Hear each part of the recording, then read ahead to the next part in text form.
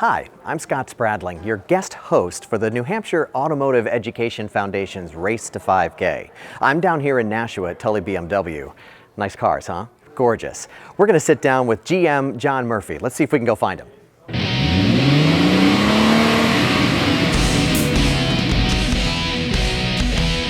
John Murphy is the general manager of Tulley BMW. He's been working in the automotive industry for over 30 years. Today, we'll be sitting down with him to hear about his experiences in the industry, what advice he might have for students looking to get their automotive career started, and how much the industry has changed since he started. John Murphy, thank you so much for sitting down with us. Let's talk just a little bit about your career path. Can you share with us a little bit about your background and how you got to where you are today behind this desk? Sure, be glad to. Well, it started when I was very, very young. The story my mother used to tell me is we'd be going down the road and I'd jump over the seat in the car looking at a hot rod that was in somebody's yard. So that was kind of ingrained at a young age. Kind of went through school. I got into all the small engine classes. In high school, I took automotive, and then from there, I found a shop that was willing to train me. And so I was a technician early, and I became an ASE certified technician. And then I was working for a company that needed a shop run, so they promoted me to a store manager with a technical background. And at age 30, I came to work for the Tulley Group and started in running their GM service department. And I was fortunate to be sent to the Auto Dealers Academy.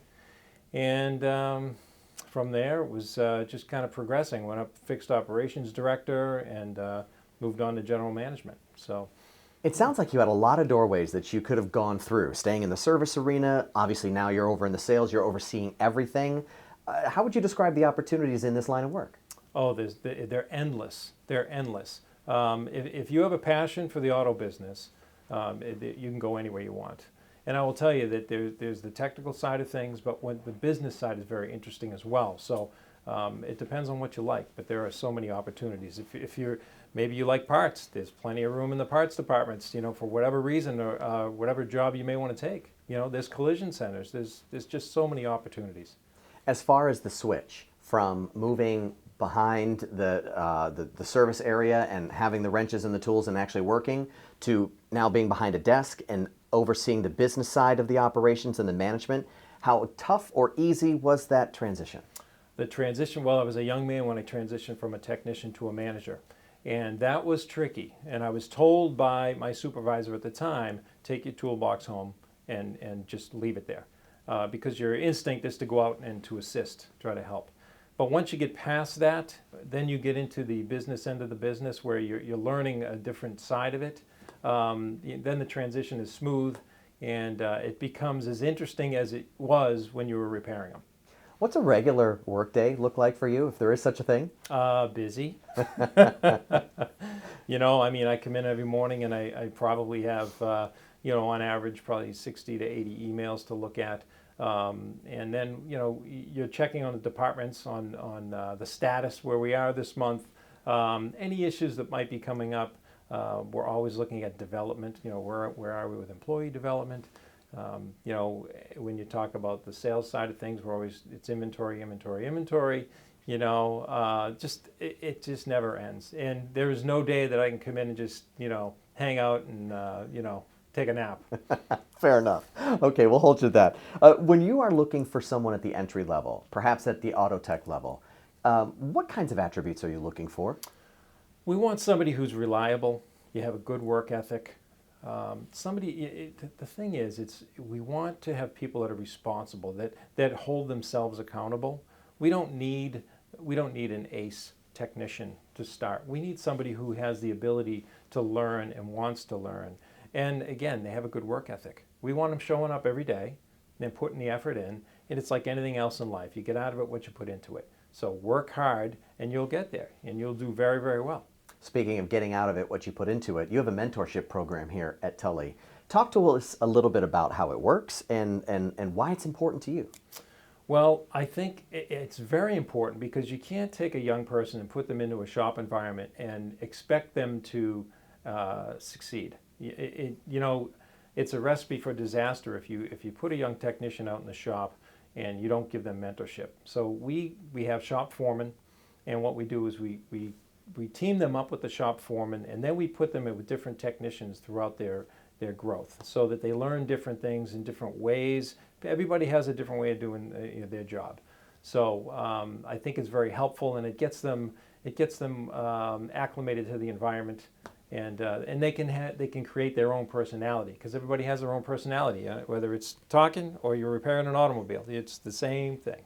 Good point. Yeah. In terms of the pathways that are available for these young people, does it look a lot like the one that you described for your own career path? Are there a lot of options available?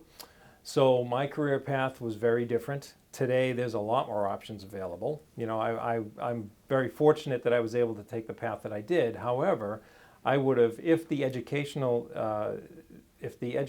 opportunities were available for me at that time, I would have taken a different path. And the only reason I say that is I think I could have achieved some of my goals quicker.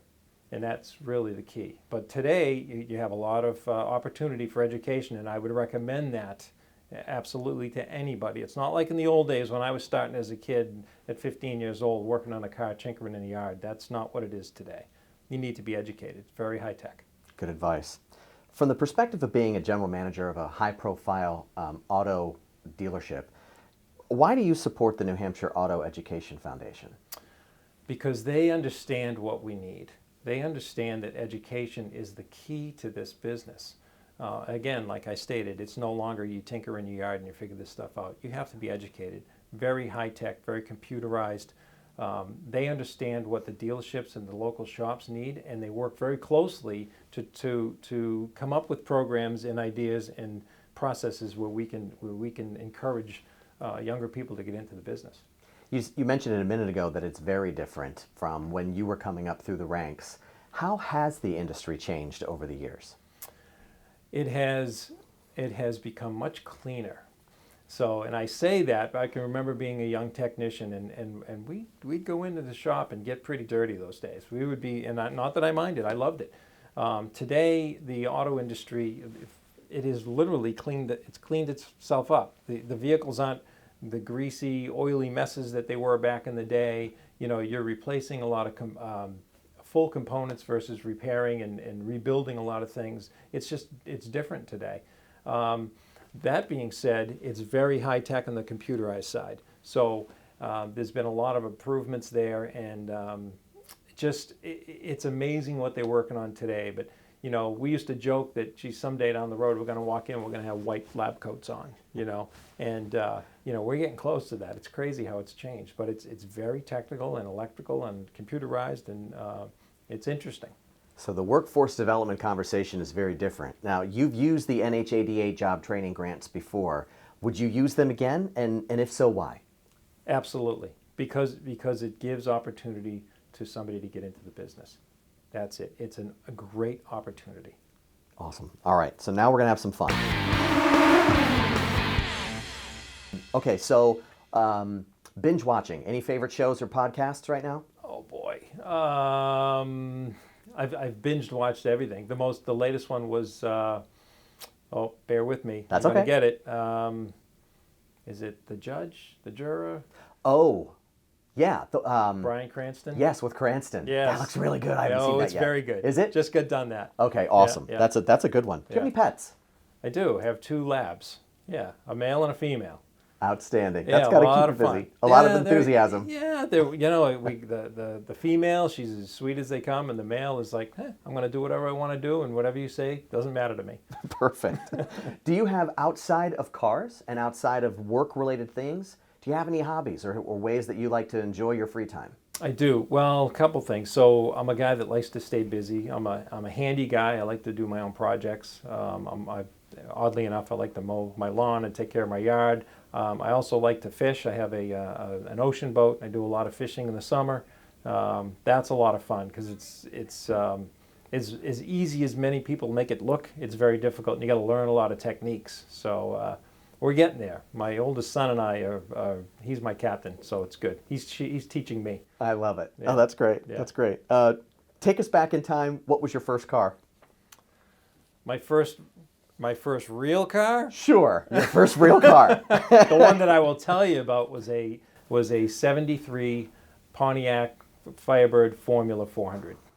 Oh my gosh. Yeah. That's quite a first car. I was in high school, believe me, I had to have that. Yeah. I had one prior to that. I bought a 72 Torino when I was I was 15. I don't know why I bought it. Needed a transmission, needed a bunch of stuff. I put it in my garage, put a transmission in it. Never put the car on the road, pretty bizarre. But you know what? I had that instinct or yearning to work on vehicles, and hey, project, was fun. I like it. And the model of those Torinos, you could get a sport package. Those things had some horsepower. They did. Mine did not, but they did. Okay, fair enough. But the Firebird did. That made up for it. That was a nice car. That was a lot of fun. Good for you. Yeah. All right, so when you're ordering a pizza for the family, what are the toppings of your choice? My choice? Your choice. My choice. That's easy. Sausage and mushroom. If you had if you could have any superpower, what would it be? Oh boy, to fly. Oh, I like that. I like that a lot. John, thanks very much for your time. We really appreciate it. You're very welcome. Thanks for coming. And don't forget to like, comment, and subscribe to our YouTube channel so that you don't miss out on any other videos like this one.